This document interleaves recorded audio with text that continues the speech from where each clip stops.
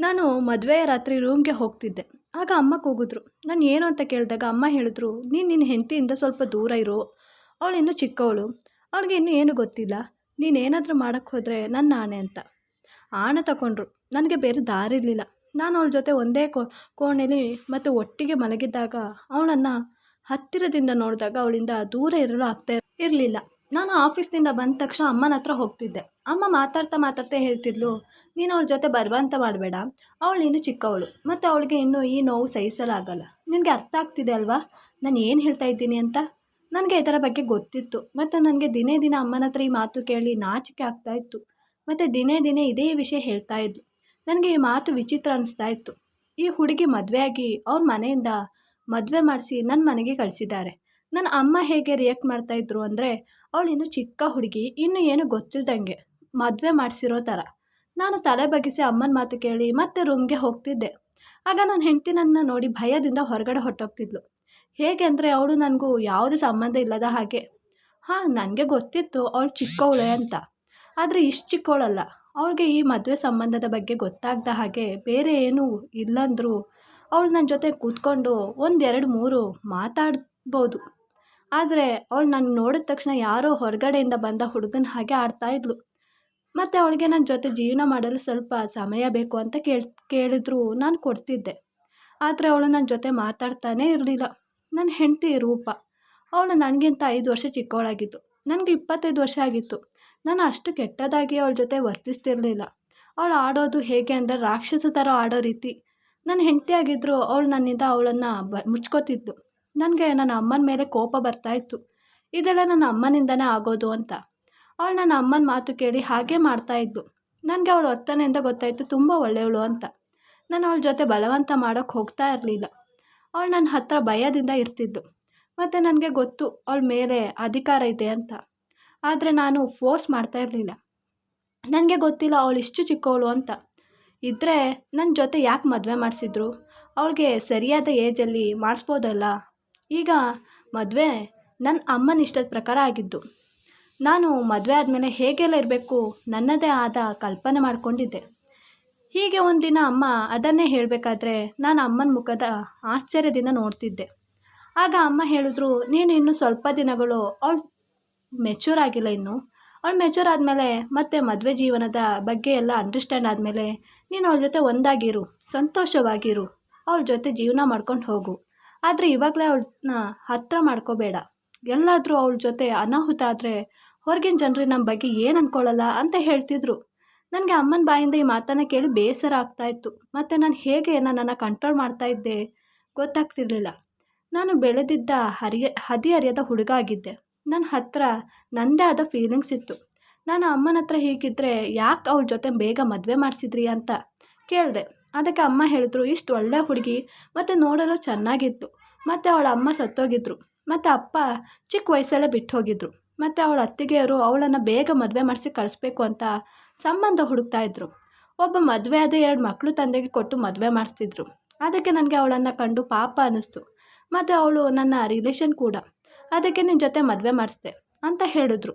ನಾನು ಅಯ್ಯೋ ಪಾಪ ಅಂದ್ಕೊಂಡೆ. ಆದರೆ ನನ್ನ ಜೊತೆ ಮಾತಾಡೋದ್ರಲ್ಲಿ ಏನಿದೆ ಅಂತ ಅಂದ್ಕೊಂಡೆ.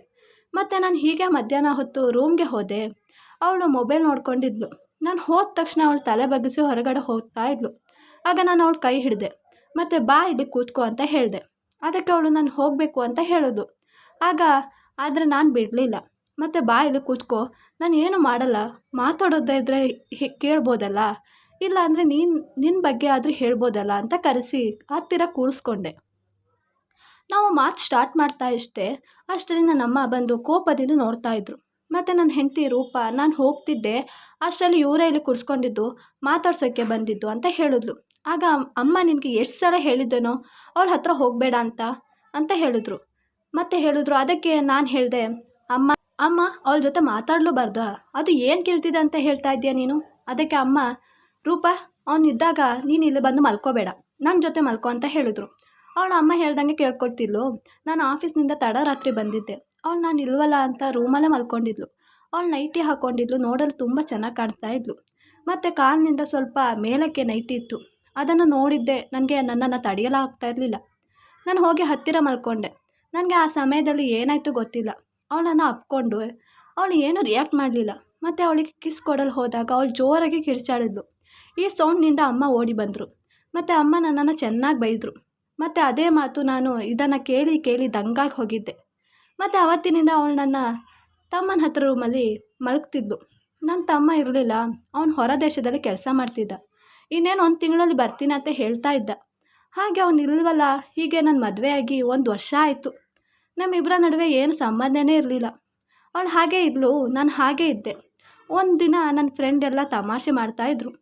ನೀನು ಮದುವೆ ಆಗಿದ್ರು ನಿನ್ನ ಹೆಂಡತಿನ ಜೊತೆಗೆ ಕಾಣಿಸ್ಲಿಲ್ಲ ಒಂದು ಸಲನೂ ಮದುವೆಯಲ್ಲಿ ಅಥವಾ ಫಂಕ್ಷನಲ್ಲಿ.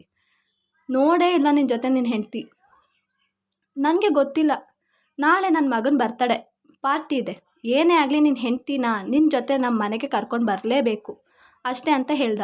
ನಾನು ಒಪ್ಕೊಂಡೆ. ನಾನು ರೂಪ ಹತ್ರ ಹೇಳ್ತಿದ್ದೆ ರೆಡಿ ಆಗು ಅಂತ. ಅದನ್ನು ಅಮ್ಮ ಕೇಳಿ ಎಲ್ಲಿಗೆ ಅಂತ ಕೇಳಿದ್ರು. ನಾನು ಹೀಗೆಲ್ಲ ಹೇಳಿದೆ. ಆಗ ಅಮ್ಮ ಹೇಳಿದ್ರು, ಬೇಡ ಕಣೋ, ಕರ್ಕೊಂಡು ಹೋಗಬೇಡ, ರಾತ್ರಿ ಬೇರೆ, ಮತ್ತೊಂದು ದಿನ ಕರ್ಕೊಂಡು ಹೋಗು ಅಂತ. ನಾನು ಅಮ್ಮನ ಹತ್ರ ಅಮ್ಮ ಅವ್ನು ರಿಕ್ವೆಸ್ಟ್ ಮಾಡಿದ್ದಾನಮ್ಮ ಅಂತ ಹೇಳಿದೆ.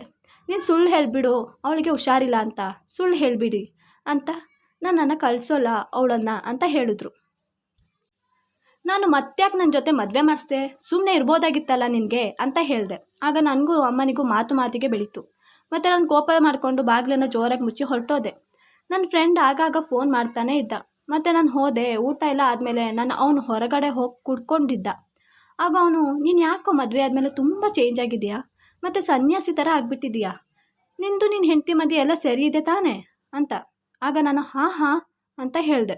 ಆಗ ಇಲ್ಲ, ಏನೋ ಪ್ರಾಬ್ಲಮ್ ಇದೆ, ಹೇಳು ಏನು ಅಂತ ಅಂದಾಗ ನಾನು ಎಲ್ಲ ವಿಷಯ ಹೇಳಿದೆ. ಆಗ ಅವನು, ನಾನು ಒಂದು ಐಡಿಯಾ ಕೊಡ್ತೀನಿ, ಅದನ್ನು ನೀನು ಮಾಡಬೇಕು, ನಿನ್ನ ಅಮ್ಮ ಅಂತ ಈ ಕೆಲಸ ಮಾಡದೇ ಇರಬಾರ್ದು ಅಂತ ಹೇಳ್ದ. ಅದಕ್ಕೆ ಅವನು, ನಿನ್ನ ಅಮ್ಮನಿಗೆ ಹೇಗಾದರೂ ಮಾಡಿ ರಾತ್ರಿ ಮಲಗಬೇಕಾದ್ರೆ ನಿದ್ರೆ ಮಾತ್ರ ಕೊಟ್ಬಿಡು, ಮತ್ತು ನಿನ್ನ ಹೆಂಡತಿಗೆ ಇಷ್ಟ ಇಲ್ಲದಿದ್ದರೂ ನೀನೇ ಎಲ್ಲ ಮಾಡು, ಮತ್ತು ಅವಳು ಸರಿಯಾಗ್ತಾಳೆ, ಮತ್ತು ಅವಳು ಕೂಗಾಡಿದ್ರು ನಿನ್ನ ಅಮ್ಮನೇ ಒಳ್ಳೆ ನಿದ್ದೆಯಲ್ಲಿರ್ತಾರೆ ಅಂತ ಹೇಳ್ದ. ನಾನು 2 ದಿನ ಇದರ ಬಗ್ಗೆನೇ ಯೋಚನೆ ಮಾಡ್ತಿದ್ದೆ. ಮತ್ತು ಇದೇ ಒಳ್ಳೆ ಐಡಿಯಾ ಅಂತ ಅಂದ್ಕೊಂಡು ಹಾಲಿಗೆ ಇಟ್ಟು ಕೊಟ್ಟೆ ನಿದ್ದೆ ಮಾತ್ರೆನ. ಮತ್ತು ರೂಪ ಹತ್ರ ಹೋದೆ. ಅವಳು ಮೊದಲು ಕಿರ್ಚಾಡಿದ್ಲು, ಮತ್ತು ಅತ್ತೆ ಅಂತ ಕೂಗಿದ್ಲು. ಆದರೆ ಅಮ್ಮ ಬರೋದೇ ಕಾಣ್ತಿಲ್ಲ, ಮತ್ತು ಅವಳು ಸೌಂಡ್ ಮಾಡಲಿಲ್ಲ. ಮತ್ತು ನಮ್ಮ ಇಬ್ಬರ ಮದುವೆ ಫಸ್ಟ್ ನೈಟ್ ಆಯಿತು. ಅದು 1 ವರ್ಷ ಆದಮೇಲೆ. ಹಾಗೆ ಆದಮೇಲೆ ನಾನು ರೂಪ ಹತ್ರ ಮಾತಾಡಿದೆ. ನೀನು ಯಾಕೆ ಭಯ ಪಡ್ತೀನಿ ನನ್ನ ಮೇಲೆ, ನನ್ನ ಹತ್ರ ಬರೋಕ್ಕೆ? ಈಗ ನೋಡು, ಏನಾದರೂ ಆಯ್ತಾ ನಿನಗೆ? ಇದು ಮದುವೆ ಅದು ಎಲ್ಲ ಗಂಡ ಹೆಂಡತಿ ಮಧ್ಯೆ ಇರೋ ಸಂಬಂಧ, ಪ್ರೀತಿ ಅಂತ. ಆಗ ಅವಳು, ಹಾಂ, ನನಗೆ ಏನೂ ಆಗಿಲ್ಲ, ಆದರೆ ನಿಮ್ಮ ಅಮ್ಮ ಹೇಳಿದ್ರು ನೀವು ನನ್ನ ಹೊಡಿತೀರಿ, ಗಿಂಡುತ್ತೀರಿ, ಮತ್ತು ನನ್ನ ಜೊತೆ ರಾಕ್ಷಸ ಥರ ನಡ್ಕೋತೀರಿ, ಮತ್ತು ನಿಮಗೆ ಕೋಪ ಬಂದರೆ ಹೊಡಿತೀರಿ, ಏನಾದರೂ ಹತ್ತಿರ ಬಂದರೆ ನೀನು ಜೋರಾಗಿ ಕಿರ್ಚು, ನಾನು ಬರ್ತೀನಿ ಅಂತ ಹೇಳಿದರು. ಆದರೆ ನೀವು ತುಂಬ ಒಳ್ಳೆಯವರು, ನನಗೂ ನಿಮ್ಮ ಜೊತೆ ಮಾತಾಡಬೇಕು ಅಂತ ಆಗ್ತಾಯಿತ್ತು, ಆದರೆ ನಿಮ್ಮ ಅಮ್ಮ ಹೇಳಿದ್ದನ್ನು ಕೇಳಿ ದೂರ ಹೋಗ್ತಾ ಇದ್ದೆ ಅಂತ. ನನಗೆ ಆಶ್ಚರ್ಯ ಆಯಿತು, ಇದ್ಯಾಕೆ ಅಮ್ಮ ಹೀಗೆಲ್ಲ ಹೇಳ್ಕೊಟ್ಟಿದ್ದಾರೆ ಅಂತ ಬೇಜಾರಾಯಿತು. ಬೆಳಗ್ಗೆ ಎದ್ದ ತಕ್ಷಣ ನಮ್ಮನ್ನು ಒಂದೇ ರೂಮಲ್ಲಿ ನೋಡಿ ಗಾಬರಿ ಆದರು. ಮತ್ತು ರೂಪ ಹತ್ರ ಕೇಳ್ತಾಯಿದ್ರು. ಆಗ ರೂಪ ನಾನು ನಿರಾಕರಿಸಿದ್ರು ಅವ್ರು ನನ್ನ ಜೊತೆ. ಆದರೆ ಅಮ್ಮ, ನೀವು ಹೇಳ್ದಂಗೆ ಅವರು ನನಗೆ ನೋವಾದ ಹಾಗೆ ಏನೂ ಮಾಡಲಿಲ್ಲ ಅಂತ ಹೇಳಿ ಹೊಟ್ಟೋದ್ಲು. ಮತ್ತು ಅಮ್ಮನ ಹತ್ರ ನಾನು ಕೇಳಿದೆ. ಆಗ ಅಮ್ಮ, ನಿನ್ನ ತಮ್ಮ ನಿನ್ನ ಮದುವೆ ದಿನ ಅವಳನ್ನು ನೋಡಿ ಇಷ್ಟ ಆಗಿ ನನ್ನ ಜೊತೆ ಹೇಳ್ದ, ನನಗೆ ಅದೇ ಹುಡುಗಿ ಬೇಕು, ಇಲ್ಲಾಂದರೆ ನಾನು ಸಾಯ್ತೀನಿ ಅಂತ ಹೇಳ್ದ. ಮತ್ತು ಅವ್ನು ನಿನ್ನ ಜೊತೆ ಮಾತಾಡಲು ಬರ್ತಾಯಿದ್ದ. ನಾನೇ ತಡೆದೆ ಮತ್ತು ಅಂದ್ಕೊಂಡೆ ಅವಳ ಜೊತೆ ನಿನ್ನ ಬಗ್ಗೆ ಕೆಟ್ಟದಾಗಿ ಹೇಳಿ ಅವ್ನು ಬಂದಾಗ ಅವನ ಜೊತೆ ಪ್ರೀತಿ ಮಾಡಿಸಿ ನಿನ್ನ ಜೊತೆ ಡೈವರ್ಸ್ ಕೊಡಿಸಿ ಅವಳ ಜೊತೆ ಮದುವೆ ಮಾಡಿಸೋದಾ ಅಂತ. ನಾನು ಹೇಳಿದೆ, ಅಲ್ಲಮ್ಮ, ನೀವು ನನ್ನ ಬಗ್ಗೆ ಯೋಚನೆ ಮಾಡೋಕ್ಕೆ ಹೋಗಲಿಲ್ಲ. ನೀವು ಒಂದು ಮಾತು ಹೇಳಿದರೆ ನಾನೇ ಬಿಡ್ತಿದ್ದೆ. ಆದರೆ 1 ವರ್ಷ ತನಕ ನನ್ನ ಜೀವನದ ಜೊತೆ ಆಟ ಆಡ್ತಿದ್ದೀರಿ. ಹೀಗೆಲ್ಲ ಮಾಡಬೇಕಿತ್ತಾ? ನೀವು ಯಾವಾಗಲೂ ನನ್ನ ಪ್ರೀತಿನ ನೋಡ್ತಾನೇ ಇರಲಿಲ್ಲ. ನಾನು ಕೇಳಿದಾಗ ನೀವು ಹೇಳ್ತಾಯಿದ್ರಿ, ನೀನು ದೊಡ್ಡವನು, ಅವ್ರು ಚಿಕ್ಕವರು ಅಂತ ಹೇಳ್ತಾನೇ ಇದ್ರಿ. ಯಾವತ್ತೂ ನೀವು ತಾಯಿ ಥರ ನೋಡಿಕೊಂಡೇ ಇಲ್ಲ. ಯಾಕಮ್ಮ, ನಾನೇನು ತಪ್ಪು ಮಾಡಿದೆ ಅಂತ. ಆಗ ಅಮ್ಮ, ಮೊದಲನೇದಾಗಿ ನೀನು ನನ್ನ ಮಗ ಅಲ್ಲ, ಅದು ಅಲ್ಲದೆ ನಿನ್ನ ಅಪ್ಪ ನನ್ನ ಜೊತೆ ಮದುವೆ ಆದರು, ಮತ್ತು 2 ಮಕ್ಕಳು ಆಯಿತು, ಮತ್ತು ನಿನ್ನ ಅಪ್ಪ ಸತ್ತೋದ್ರು. ಆದರೆ ನಿಮ್ಮ ಅಪ್ಪ ಎಲ್ಲ ಆಸ್ತಿ ನಿನ್ನ ಹೆಸರಿಗೆ ಹೋದರು, ಸತ್ತೋದ್ರು. ನೀನು ನನ್ನನ್ನು ನಿಷ್ಠುರ ಮಾಡಿದ್ರೆ ನೀನು ನಮ್ಮನ್ನು ಬಿಟ್ಟು ಹೋಗ್ತೀಯ ಅಂತ ಹೀಗೆಲ್ಲ ಮಾಡಿದೆ. ನಾನು ಆವಾಗಲೇ ನನ್ನ ಹೆಂಡತಿನ ಕರ್ಕೊಂಡು ಅವರಿಗೆ ಸಮಪಾಲು ಆಸ್ತಿ ಕೊಟ್ಟು ನಾನು ಬೇರೆ ಮನೆ ಮಾಡ್ಕೊಂಡು ಹೊರಟೋದೆ. ಆದರೆ ಈ ವಿಷಯ ನನ್ನ ಹೆಂಡತಿಗೆ ಗೊತ್ತಾಗಲಿಲ್ಲ, ನಾನು ಗೊತ್ತೂ ಮಾಡಲಿಲ್ಲ. ಮತ್ತು ಅವಳಿಗೆ ಗೊತ್ತಾದರೆ ಅವಳು ನಮ್ಮ ಬಗ್ಗೆ ಏನು ಅಂದ್ಕೊಳ್ಳಲ್ಲ, ನೀವೇ ಹೇಳಿ? ಇದನ್ನೆಲ್ಲ ಕೇಳಿ ನಾನು ಹೇಗೆ ಅವ್ರ ಜೊತೆ ನನ್ನ ಹೆಂಡತಿ ಜೊತೆ ಖುಷಿಯಾಗಿರೋಕ್ಕಾಗುತ್ತೆ? ಆದರೆ ನನ್ನ ಹೆಂಡತಿ ನನ್ನನ್ನು ಈಗ ತುಂಬ ಚೆನ್ನಾಗಿ ನೋಡ್ಕೋತಿದ್ದಾಳೆ. ಈ ವಿಡಿಯೋ ಇಷ್ಟವಾದಲ್ಲಿ ಪ್ಲೀಸ್ ಲೈಕ್ ಆ್ಯಂಡ್ ಸಬ್ಸ್ಕ್ರೈಬ್ ಮಾಡಿ.